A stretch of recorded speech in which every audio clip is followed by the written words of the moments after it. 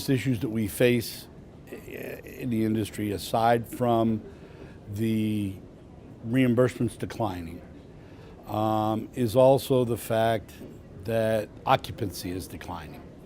With the managed care organizations getting more and more diligent with regard to sending people home for home care,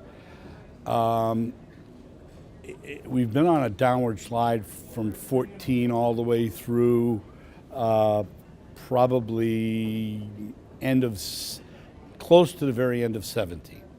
We've seen a slight uptick at Genesis in our census, maybe about a point across the board, but we're still down overall, and we're trying to, the silver tsunami, as Mark calls it, is coming, and eventually our census will start to ramp up a little bit more. But having the creative relationships with the ACOs, the MCOs, and all the provider groups that are out there with potential different kinds of relationships, there's opportunity. I'm not saying that we've hit the end of the cycle of the industry being in a downward trend, because right now there's been a ton of bankruptcies, a ton of reorganizations, and worst of all, a ton of closures.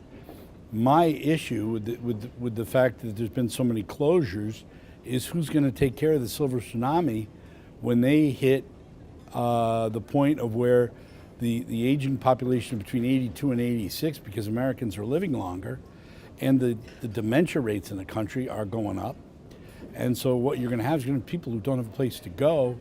And I can tell you my own case. My father had dementia, and it got to the point where it wasn't safe for him to be at home for my mother and for him. And so when you have to make those type of difficult decisions, you want to have a place to go. And people are going to find out, if this trend continues, that they won't have a place to place mom or dad when they have the dementia issue. So that's about the sum of it. But I'm really hoping that the demographic trends that say that the 80-plus population is going to go through the roof in the next couple of years is going to help us make modifications to our census.